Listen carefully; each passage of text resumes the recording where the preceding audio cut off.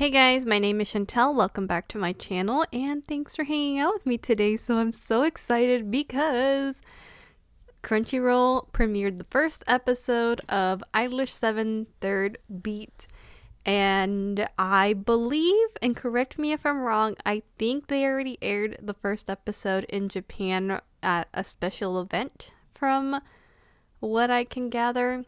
I don't know if that's correct or not, so again, just correct me if I'm wrong. But we did get it available for us that aren't in Japan yesterday, which was Monday, June 14th, to watch the first episode.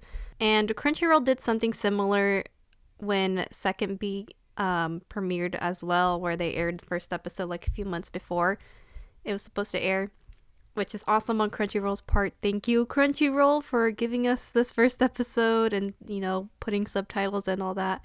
Y'all are amazing. I will say that the episode would actually be available for free I think like 2 weeks later, something like that, a week later. I can't remember exactly what Crunchyroll said, but I know they left an article saying that it would be available for free soon. But for now, you can only watch it if you're a subscriber of Crunchyroll. So if you guys are wondering where you can watch the episode, definitely check out Crunchyroll. But besides that, let's go ahead and talk about the episode itself. So there was no opening or ending. So I'm assuming that we will see that on July 4th because that's when the third season will officially air for everyone to watch. And that's when we'll get to see the beautiful opening and ending. And I'm really excited to see what the opening and ending is going to look like. So I guess we'll see. I'm so excited, you guys, because just based on this first episode, so much happened. And I am just so excited to see what we're going to dive into this third season. It just looks like it's going to be a hot mess. Lots of stuff happening with our boys, and I'm excited, especially from what I can gather from all of you that have been watching my videos last time when I was talking about Second Beat. It sounds all like really exciting, but also I'm like kind of scared, specifically for my boy Momo, because this first episode has me worried, man. And I'll get into that in a little bit. So let's go ahead and start off with the beginning of this episode. So this actually starts off with Daybreak interlude for Trigger. And it's interesting because I actually did see Daybreak interlude back when I was getting into Idolish7, which was way before season 2, but I didn't get it. I didn't understand what was going on. It was like, it just didn't make sense for me, because one, I didn't play the game, and two, I didn't understand what was going on because, the video doesn't have any subtitles. So I was very confused. So seeing this episode, I was like, oh, that's what happened. Because you hear these girls saying that they're basically having a tough time and they haven't been around. And I'm like, wait, what do you mean they haven't been around? I do know a little bit about this. Not really, but somewhat, because before they announced that they were going to release season 3 of Idolish7 this year, I was actually looking into the story. I didn't look at the translations just yet, but going through the game, I could kind of gather what was going on, but not really.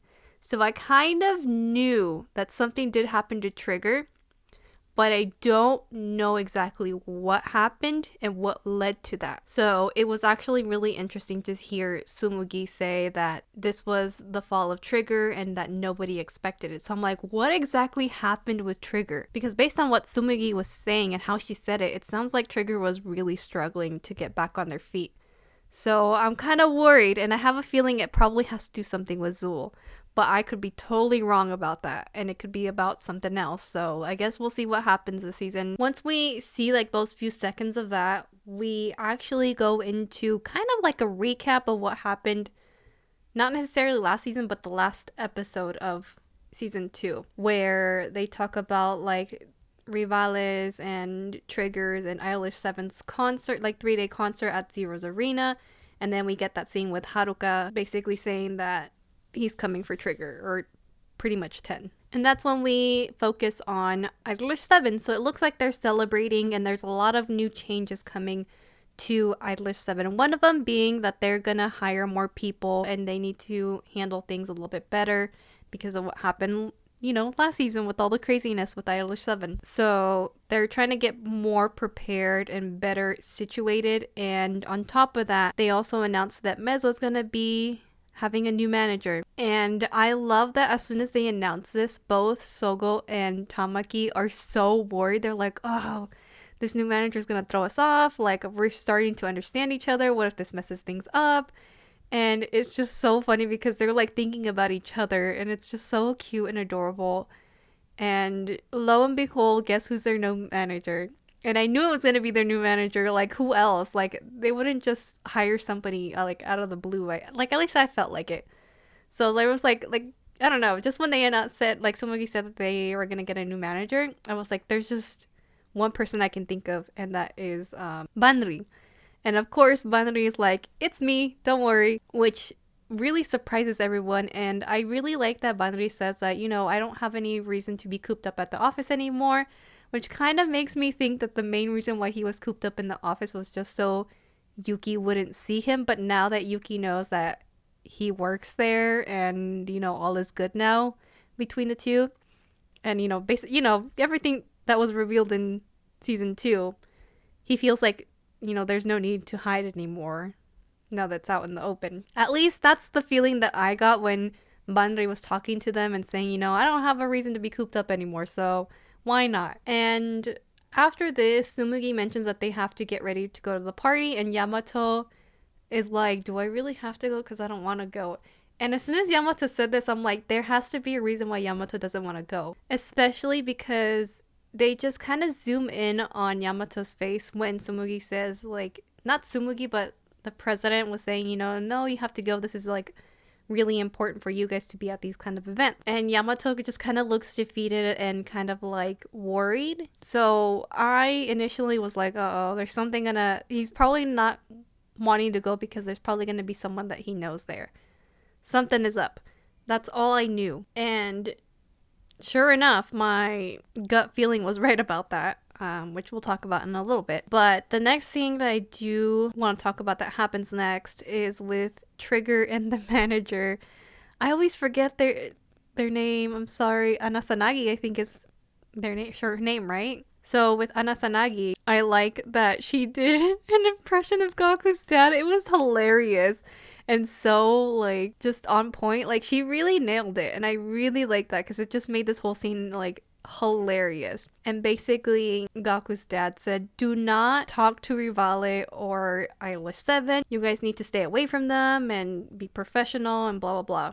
Don't be friendly with them. And as soon as the boys see Idolish7 and Rivale, that goes out the window. It's so cute because they go into like their little chibi mode and they're just so excited to see Idolish7, and it's just so adorable and so pure.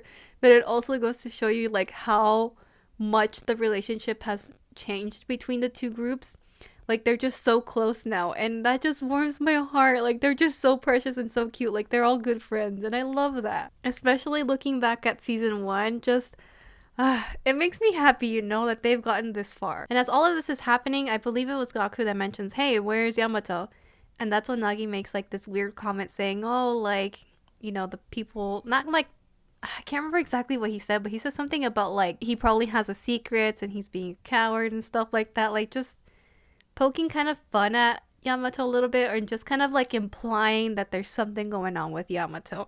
I feel like he's trying to hint at everybody and also the audience that's watching, like, that there's something going up with Yamato, but obviously the group doesn't catch on. Anyway, so Yamato does come back, but then he gets taken away by somebody. They start to comment how, like, oh, Yamato must have, like, some really strong connections, like, that's kind of crazy. How did that happen?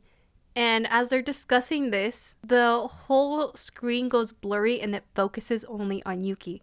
Like, you can just see Yuki clearly. And that's when Yuki, like, mentions, like, you should have said something earlier. And when Yuki says this, I, like, at first, I thought maybe Yuki is saying this, like, if Yamato had confided in Yuki, maybe he could have helped him out with the situation or whatever's happening that he, clearly Yamato didn't want to be a part of. But now, after watching the episode a second time, I think Yuki probably meant something else. I don't know. I feel like it has to do with the one thing that they've been talking about this whole entire episode, which is about the Chiva Salon. And this is something that gets mentioned throughout the whole episode countless and countless of time. And just the way that they mention it, it's something really, really important to the story. I don't know how or why, but clearly it's important, especially important with Yamato and his story. Like, it's just really hard to tell right now, especially since it's just the first episode, but I just know that Yuki knows there's something up and he knows exactly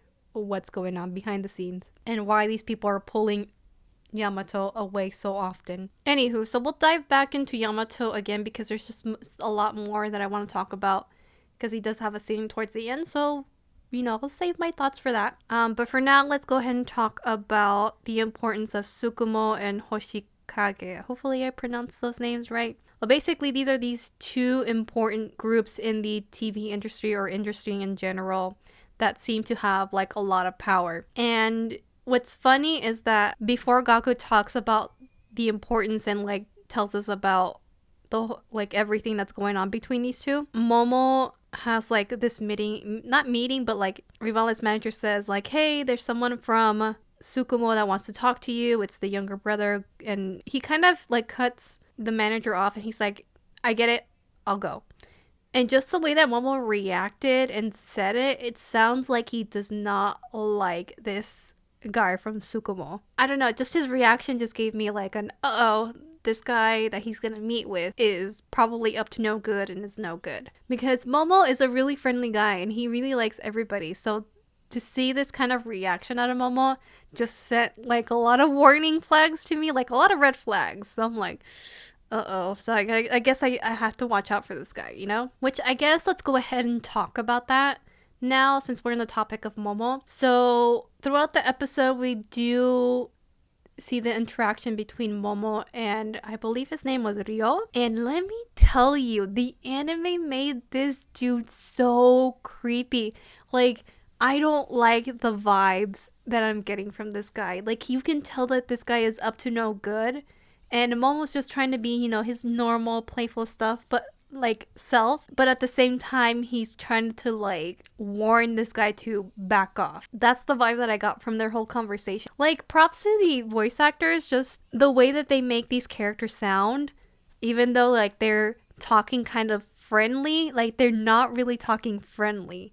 It's almost like they're throwing daggers at each other as like with their words. Again, props to the voice actors. Like, they did a really good job with this scene. Anyway, so as like this whole conversation is going, Momo is just like, okay, just tell me what you're up to. Like, what is it? What do you want? And that's when Ryo says like, Rivale is gonna come over to us, to our company, as well as Idolish7 and Trigger. And Momo is shocked and he's like, how do you think is that gonna happen? Like, what's up with that? Like, tell me the details. Like, trying to get information out of this guy. Because clearly this guy is up to no good. And Momo looks like he's afraid of what's gonna happen. And, Momo's trying to be logical about this. And he's like, well, there's a lot of issues with that. Like, there's no way of that happening. But then this guy Ryo starts to mention how Yatome is like nothing compared to them, and then Hoshikage is going to be caught in a scandal pretty soon, which something tells me that this whole Hoshikage thing is maybe I'm just reading into it too much.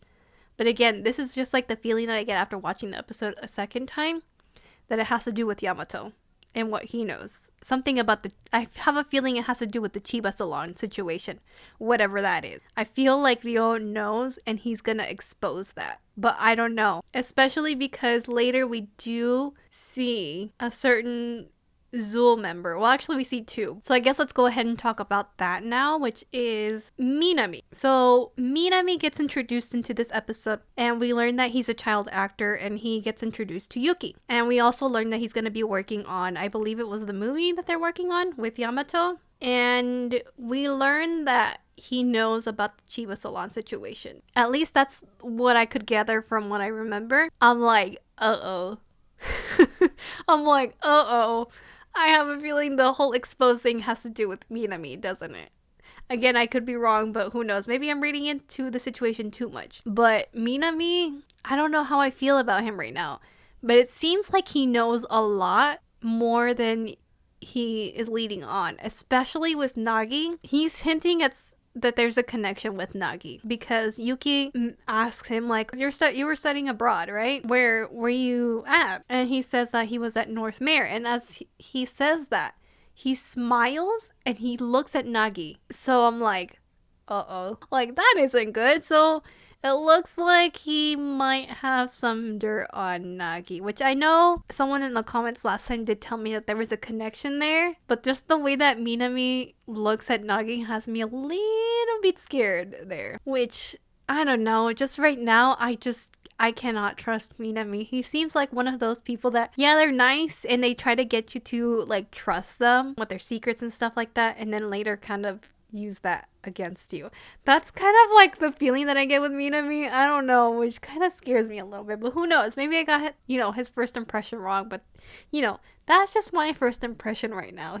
I don't know. I just don't trust him. So I hope the boys are careful of, what they say around him because, yeah, I'm kind of scared. Anywho, so with that being said, let's go ahead and talk about the next thing that I do want to talk about, which is the manager talk. So Rivale's manager and Tsumugi get to talk a little bit, and basically we're able to look into Tsumugi's feelings about, not being Mezzo's manager anymore. And I like that Rivale's manager tells Tsumugi, like, I understand that completely. And as they're discussing this, I love the visual that we see of the cups. The cup that's empty, it basically like represents Tsumugi's situation where she's trying to balance things out and share this workload with somebody else, which is Banrino, because it's clear that she is sad that she's gonna have to let someone take over Mezzo, even though she clearly loves it and she wants to be a part of this and continue to do this, but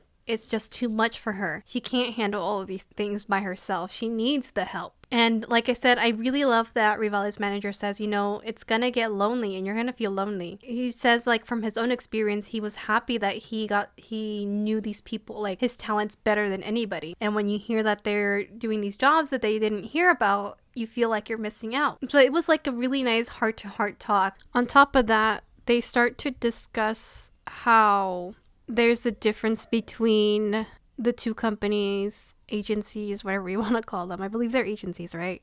How they treat their talents. How one feels like a family and more together, while the other one, there's no togetherness. They just feel like, they're expandables. I think that was the word that they used. I can't remember. But yeah, like they're nothing, basically. Like they could be replaced at any second if anything goes wrong, which is sad. And I feel like this talk is probably going to end up coming back later, but who knows? Because again, it looks like Ryo is planning something and he's from Tsukumo, so it's not looking good so far, especially with these little hints that they're giving us. Another thing I want to discuss is that tiny little scene that we got with Tamaki and Ten, where they're discussing about Aya. And I love that Tamaki says, well, if you have Aya, then Riku's my little brother, which is kind of hilarious, but also really cute. And Tamaki actually asked the question that I've been wondering this whole time since second beat, which is, why does Ten defend Kujo so much? Especially that you can see that he's not a good guy. And it looks like Ten has his own reasons and he tries to explain it, but also like not really. Like he kind of tries to brush it off and kind of like avoid the question and basically asks Tamaki a different question. Like, why are you an idol? Who are you doing it for? What is your goal? And then that's when Tamaki basically asks, are you worried about Kujo? And Ten says, I guess I am. Which, based on everything that happened, it looks like he is. But at the same time, it's kind of like, clearly there's something wrong with this dude. There's something wrong with Kujo. The guy needs help. There's only so much Ten can do before things end up going really, really bad. So I hope at least Ten wakes up eventually and sees that, this is not healthy and that he needs to get away from Kujo. But we'll see if that happens or not. After this interaction, that's when we get this scene with Yamato and this guy. This old guy. So they're basically talking like in this corner, and Nagi and Mitsuki overhear them because they're trying to look for Yamato, and also because Mitsuki was just like over Nagi flirting with a whole bunch of women, which is hilarious, by the way, because as he's being dragged out, Nagi's like, no. But anyway, they end up overhearing their conversation. And from what I can gather and just the vibes that was going on throughout that whole conversation, it looks like the guy was trying to make sure or trying to see if Yamato was going to expose the whole Chiva Salon thing.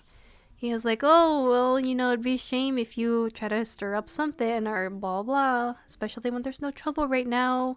And that's when Yamato's like, I get it. You don't need to worry. I'm not planning to do anything right now. And the guy's like, okay, so as long as you're not going to do that, we're good. Say hi to your dad for me. And that's when Yamato, you can see like he's really angry and just annoyed. And that's when he mentions, he's like, I haven't even seen my dad. And as he's like leaving, that's when he notices Nagi and Mitsuki he basically overheard their conversation, and it's kind of like, oh, well, the cat's out of the bag. So I guess the thing that I'm wondering in my predictions for episode 2 when it comes out in July is Yamato finally going to tell Nagi and Mitsuki what's going on, or is he still going to avoid it and try to keep it a secret as long as he can? And I'm really interested to know like what the heck is going on with this whole Chiva Salon things.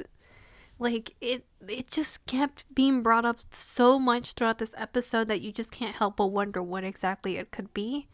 But it looks like Yamato knows something that they shouldn't have done. So I guess we'll find out soon enough as we get through this 3rd season of Idolish7.